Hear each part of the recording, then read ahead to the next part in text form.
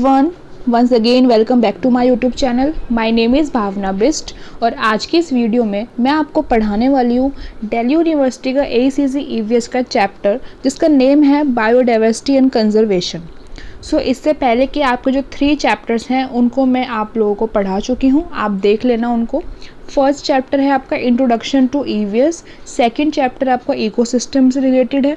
लेकिन जो आपका इससे पहले का सिलेबस था तो उसमें आपका चैप्टर 2 में था, मतलब इससे पहले के जो वीडियोस देखेंगे जो मैंने आपको ACC पढ़ा रखा है तो आप उसमें चैप्टर नंबर पे फोकस मत करना, बिकॉज उसके अकॉर्डिंग मैं आपको 5 चैप्टर पढ़ा चुकी हूँ। लेकिन वो क्या थे, सब टॉपिक्स थे, वो सब चैप्टर्स बन चुके हैं। अब जो मेन चैप्टर है अब मैं आपको वो पढ़ा रही हूँ। मतलब कि जो जैसे कि आपका जो ध्यान से सुनना, आपका एक चैप्टर था नेचुरल रिसोर्सेज। अब उन्होंने क्या किया है कि नेचुरल रिसोर्सेज के अंदर आपके water resources, soil resources, land resources, जितने भी रिसोर्सेज होते हैं उनको उन्होंने एक ही चैप्टर के अंदर कंबाइन कर दिया है। तो अब वो चैप्टर अलग अलग चैप्टर ना होते हुए सिर्फ एक ही चैप्टर है नेचुरल रिसोर्सेज, जो कि आपका चैप्टर 3 है। तो चैप्टर 4 आज हम पढ़ने वाले हैं। तो आपके साथ मैंने सिलेबस भी डिस्कस किया हुआ है, आप सिलेबस की वीडियो को देख लेना।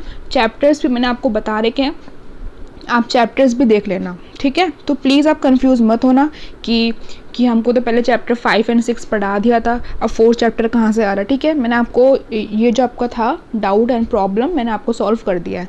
तो बस आप चैप्टर के नाम पे ध्यान दीजिए, चैप्टर की नंबरिंग पे मत जाइए। शुरू करते हैं अपना chapter 4 biodiversity and conservation.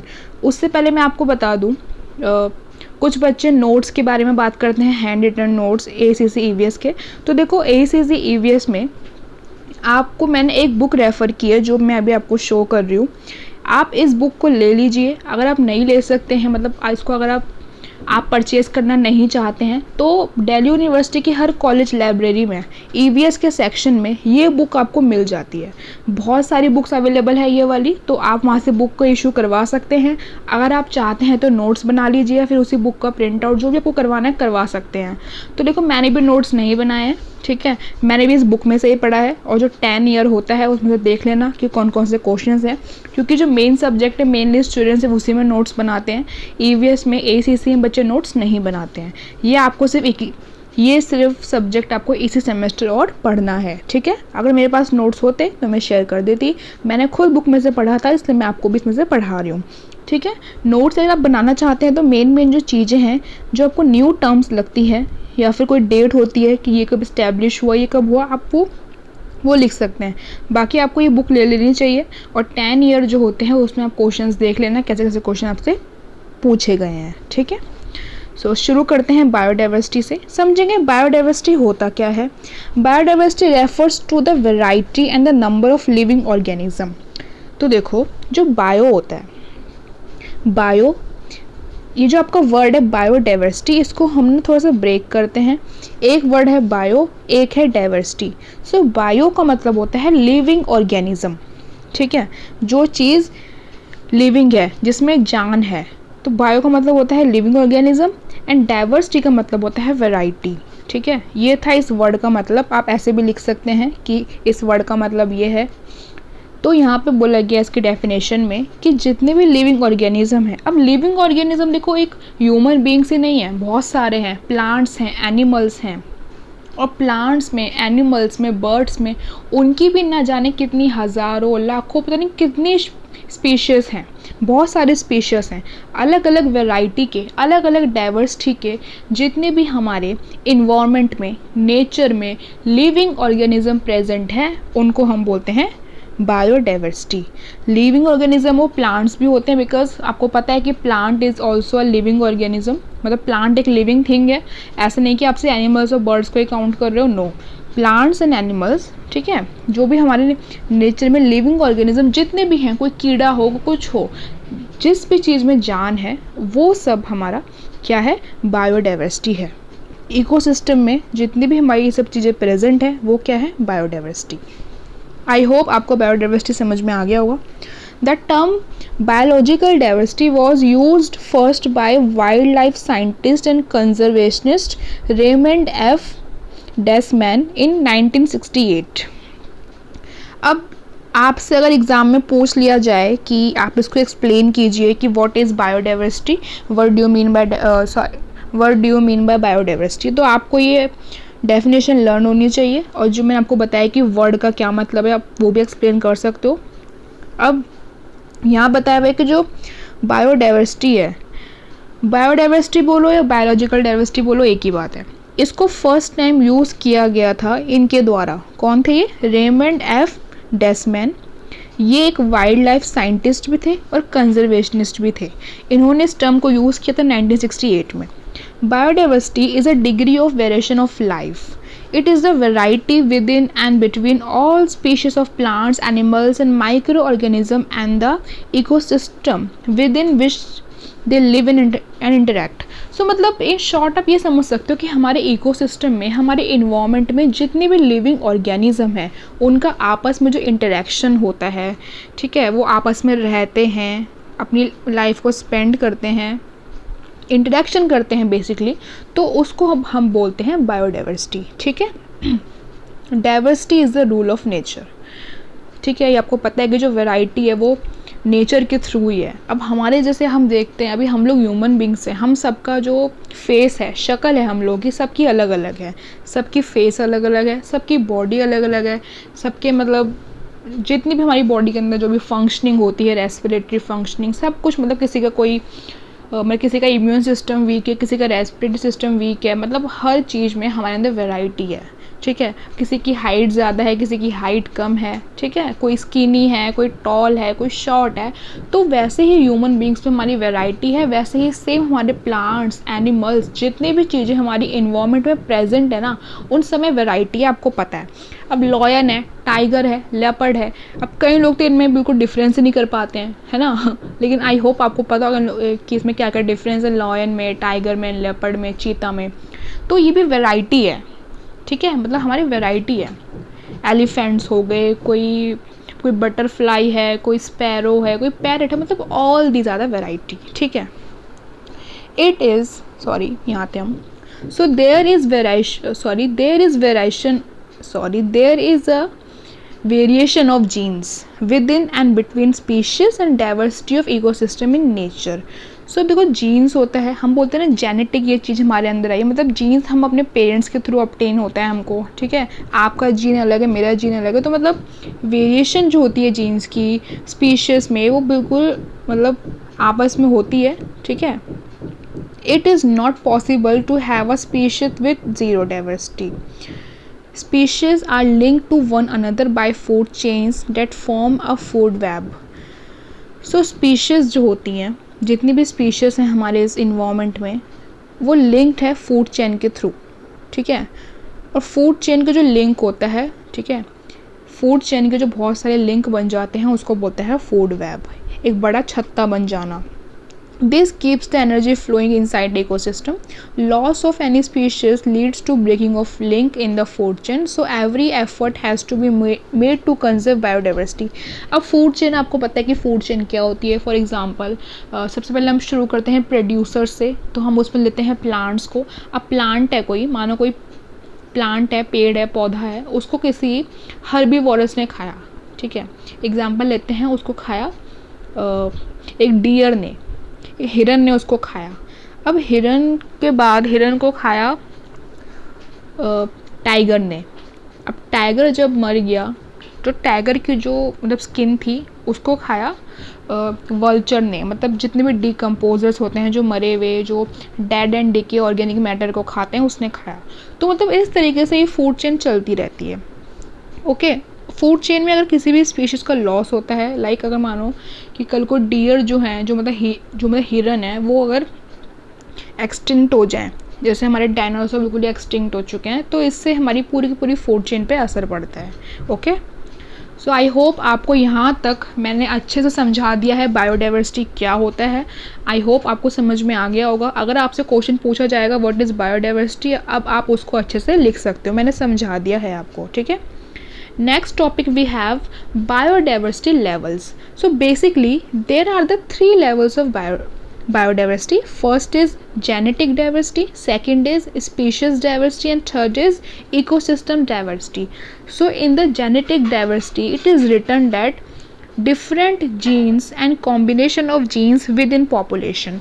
So genetic diversity में क्या होता है कि मतलब अलग अलग हमारे जीन्स होते हैं और मतलब कॉम्बिनेशन ऑफ जीन्स होते हैं विद इन द पॉपुलेशन, ठीक है. Species diversity, different kinds of organism, relationship among species. Ecosystem diversity, different habitats, niches, species interaction.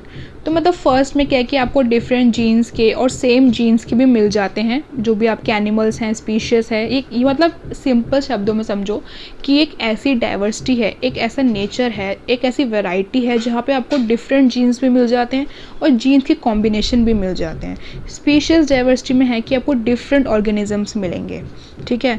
Ecosystem में भी बिल्कुल आपको डिफरेंट टाइप्स के स्पीशीज़, हैबिटेट्स, उनका इंटरेक्शन मिलेगा, ठीक है. ये इतना इंपॉर्टेंट नहीं है, मेन आपको बायोडाइवर्सिटी की जो है डेफिनेशन वो आनी चाहिए, ठीक है. अब हम मूव करते हैं. सो यहाँ पे उन्होंने और एक्सप्लेन किया हुआ है जेनेटिक डाइवर्सिटी को, हम इसको रीड कर लेते हैं. जो इम्पॉर्टेंट है उसको मैं आपको अच्छे से समझाऊंगी और मैं आपको बता भी दूंगी कि इम्पॉर्टेंट है, इसमें से क्वेश्चन पूछे जाते हैं, इसमें से भी क्वेश्चन पूछा जा सकता है, तो प्लीज़ आप इसको ध्यान से सुन लीजिए. Genetic diversity refers to the total number of genetic characteristics in the genetic makeup of a species. So ये इसकी definition है कि genetic diversity refers to the total number of genetic characteristics. मतलब हमारे अंदर कितने genetic characteristics हैं उसको बोला जाता है genetic diversity. Genetic characteristics are the traits we inherited from our parents. मैंने आपको बताया था कि genes जो होता है वो हम अपने parents के थ्रू हमारे अंदर आते हैं, ठीक है.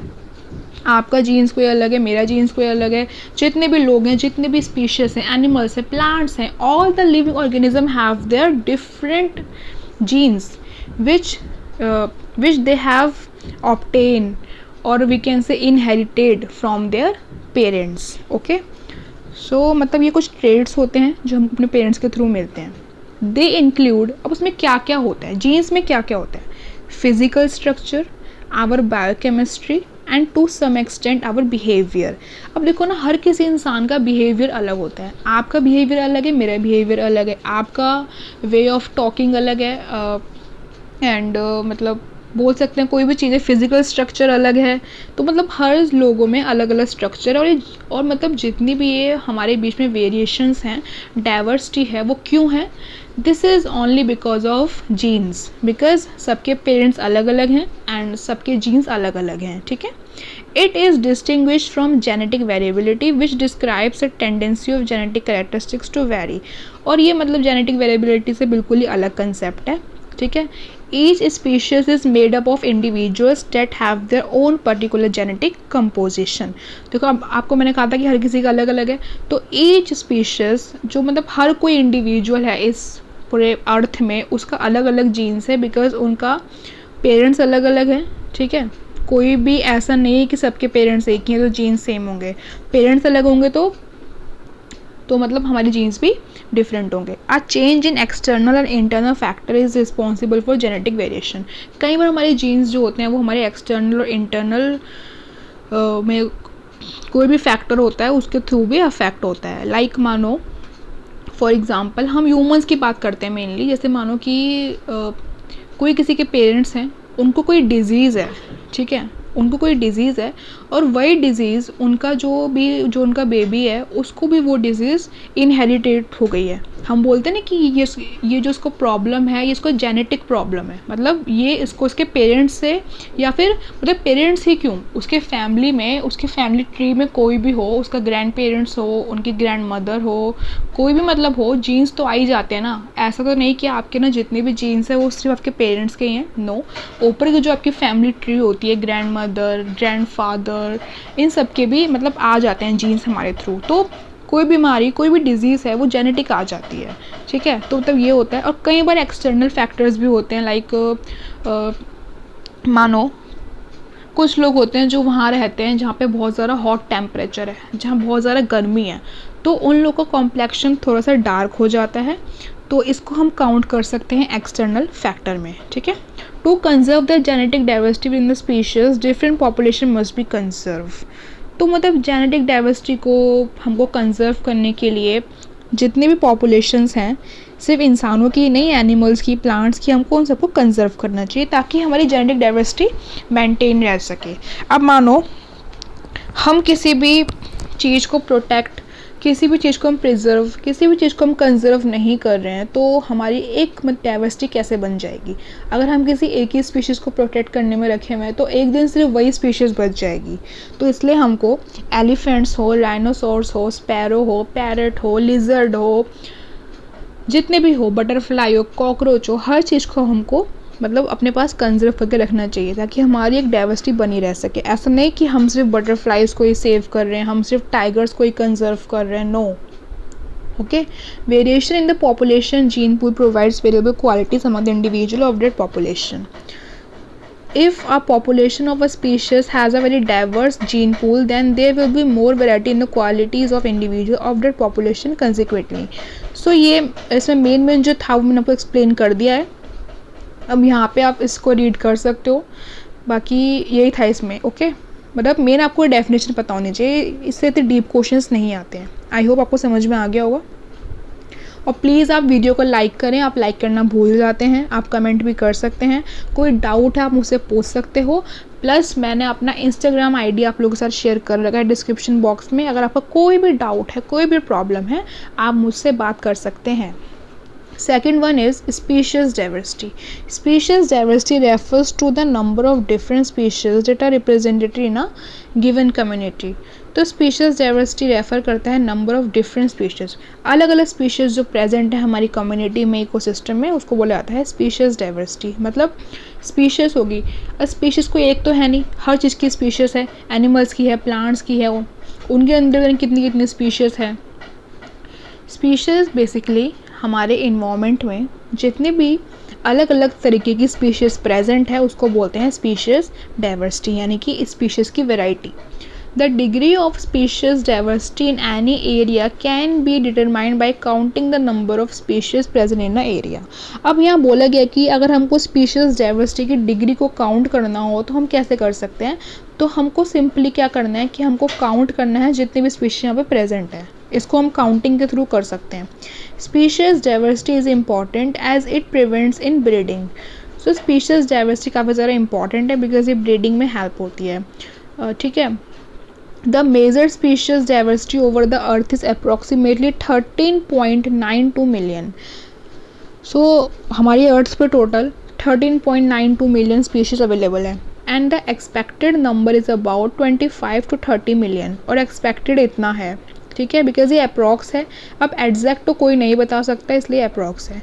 Species diversity is high in tropical and subtropical regions contributing 70% of the global biodiversity.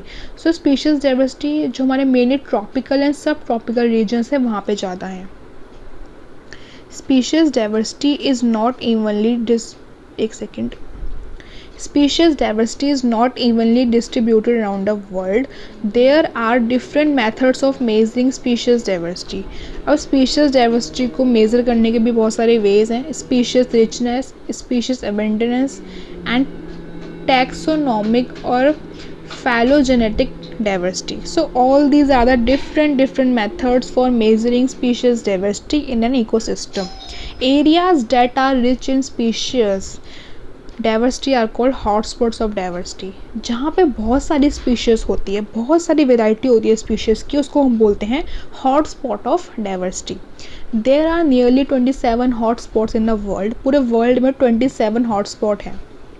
Out of these 12 countries namely China, India, Malaysia, Indonesia, Mexico, Colombia, Ecuador, Zaire, Madagascar, Peru, Brazil and Australia have been known as mega diversity centers. So ये 12 countries हैं, इसमें हमारी India का नाम भी mention है, इनको बोला जाता है mega diversity centres.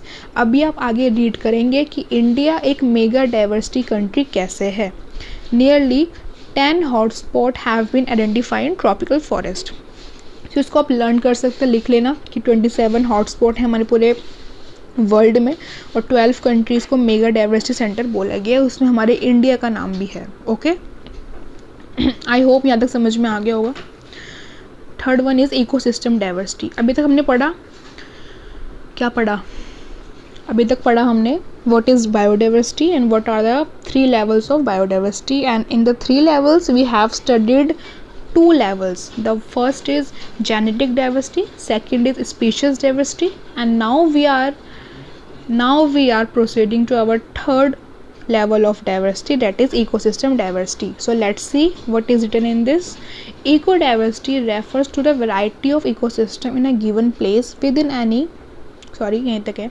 Ecosystem diversity refers to variety of ecosystem. So ecosystem diversity का मतलब है variety of ecosystem within any broader landscape there is a mosaic of interconnected ecosystem. Ecosystem include not only the plants, animals and microbes that coexist at a place but also the ways in which they interact with each other adopt the physical environment। यहाँ बोला गया है कि ecosystem का मतलब सिर्फ ये नहीं है कि सिर्फ प्लांट्स हैं, एनिमल्स हैं, माइक्रोब्स हैं, लिविंग ऑर्गेनिज्म, तो आप उसको इकोसिस्टम बोल देंगे? नहीं, इकोसिस्टम आप किसी चीज़ को तब बोलेंगे जब उसमें ये सब तो प्रेजेंट है, ये प्लांट्स, एनिमल्स हैं, माइक्रोब्स, उनका जो आपस में इंटरेक्शन है वो कैसा है, वो किस तरीके से फिज़िकल इन्वामेंट में ढल जाते हैं, क्या उनको फिज़िकल इन्वामेंट पसंद है, तो कैसे अडॉप्ट करते हैं वो नेचर को, तो मतलब all these things counts under ecosystem. The main class of ecosystem are, अब इकोसिस्टम की मेन क्लास क्या है? Tropical rain forest, grasslands, deserts, wetlands, mangroves. Tropical rainforests are the richest habitats containing about 50% to 90% of all over the plants and animal species. So ecosystem, अगर आपसे पूछा जाए कि what is the example of ecosystem, तो आपको ये लिखना है, ट्रॉपिकल रेन फॉरेस्ट लिख दो, या फिर डेजर्ट लिख दो, मैनग्रोव्स लिख दो, ट्रॉपिकल रेन फॉरेस्ट लिख दो। यहाँ बोला गया है ट्रॉपिकल, ये इंपॉर्टेंट है, tropical rain forest are the richest habitats containing about 50 to 90%। तो मतलब ट्रॉपिकल रेन फॉरेस्ट जो है वो मतलब सबसे ज़्यादा हैबिटेट कंटेंट करता है, और कितनी करता है? 50 to 90%। मतलब ट्रॉपिकल जो रेन फॉरेस्ट होते हैं उसमें 50 to 90% हमारे plants as well as animal species present होते हैं। अब डेजर्ट में क्या होते हैं, ज़्यादा प्लांट्स एंड स्पीशीज़ नहीं होते हैं, बिकॉज आपको पता है कि डेजर्ट का क्या बहुत ज़्यादा हॉट क्लाइमेट होता है, वाटर इतना नहीं होता है। मेनली डेजर्ट में आप लोग कैमल को फाउंड कर पाते हैं और प्लांट्स में कैक्टस को, ठीक है। बट ट्रॉपिकल रेन फॉरेस्ट में आपको बहुत सारी स्पीशीज, बहुत सारे हैबिटेट्स देखने को मिल जाते हैं।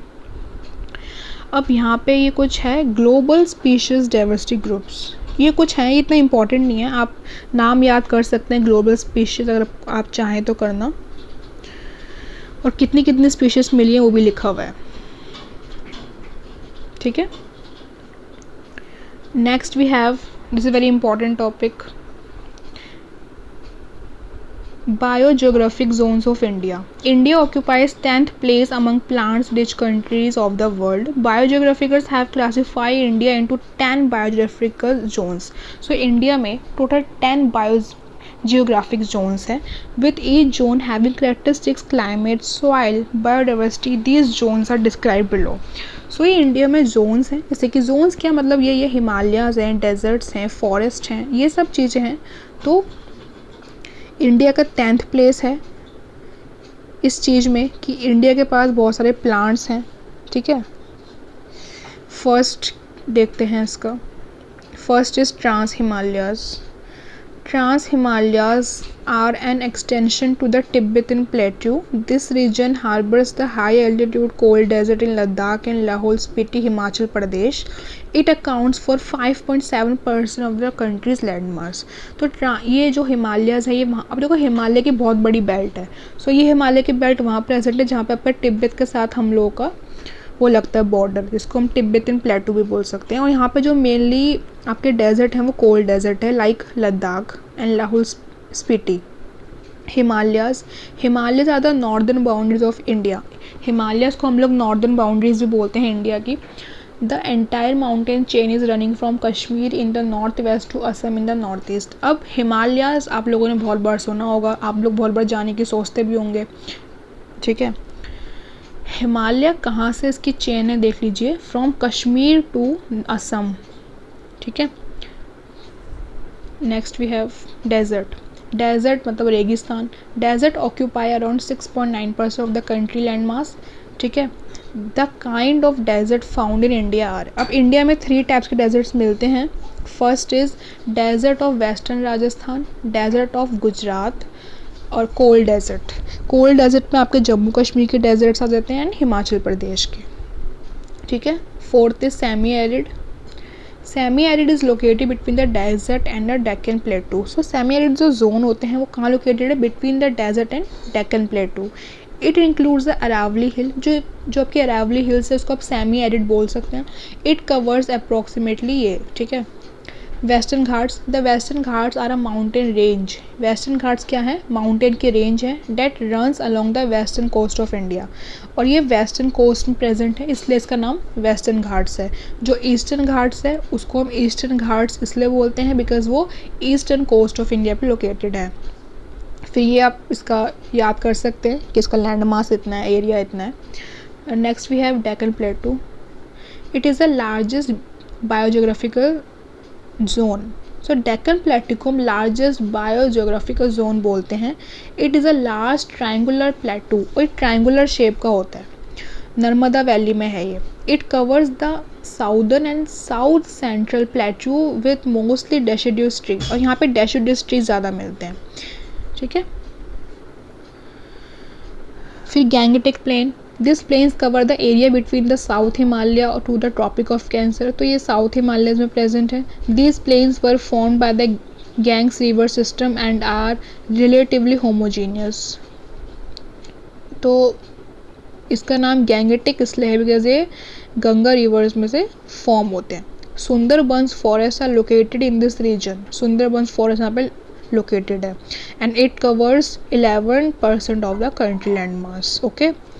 Now next is north east India. These are plains and non Himalayan range of north east India and have a variety of vegetation. So यहाँ पे वेराइटी है बिल्कुल वेजिटेशन की, और ये कवर करते हैं 5.2% of countries land mass. Channel को सब्सक्राइब करिए अगर वीडियो पसंद आ रही हो। 9th one is island. The Andaman and Nicobar Island is a Bay of Bengal, has almost 300 big and small islands. Only 5 islands are inhabited among these. It covers 0.03 of landmass. So Andaman and Nicobar Islands, Bay of Bengal, इसमें बहुत सारे छोटे छोटे islands हैं। ये तो जो Andaman and Nicobar है ये मतलब बहुत बड़े आइलैंड्स हैं इसलिए इसका नाम आप ज़्यादा सुनते हैं, बट इसके अंदर भी 300 अप्रॉक्स 300 इसमें स्मॉल आइलैंड्स हैं। ठीक है। और उनमें से 5 आइलैंड्स में लोग रहते भी हैं। Coast. The coast are distributed both to the east and west of the country. The Lakshadweep island are included in this but the area of this island is negligible. तो यहाँ बोला गया कि the coast are distributed both to the east and west of the country, मतलब east में भी हैं और वेस्ट में भी हैं। The Lakshadweep island are included in this area, और इस एरिया में हम लक्षद्वीप आइलैंड बोलते हैं ना, कोस्टल रीजन्स, तो लक्षद्वीप का नाम सबसे पहले आता है। बट यहाँ का जो एरिया है वो नेग्लिजिबल है, वहाँ पे हर कोई नहीं जा सकता है। ठीक है। Then we have global biodiversity hotspot, पढ़ लेते हैं इसको भी। फिर जो आपका नेक्स्ट टॉपिक है, चलो इस वीडियो में सिर्फ इतना ही पढ़ाती हूँ मैं आपको। इसके आगे का मैं आपके लिए पार्ट 2 बना दूँगी बिकॉज़ वीडियो काफ़ी बड़ी हो चुकी है। ठीक है। अभी आप इतना ही पढ़ो, इसकी वीडियो आ जाएगी आपके पास। तो इस वीडियो में सिर्फ इतना ही। प्लीज़ आप मेरे चैनल को सब्सक्राइब करें, अपने फ्रेंड्स के साथ शेयर ज़रूर करें। ठीक है। कोई भी डाउट है आप मुझसे पूछ सकते हैं। अब हम मिलेंगे अपनी नेक्स्ट वीडियो में, तब तक के लिए टेक केयर, बाय बाय।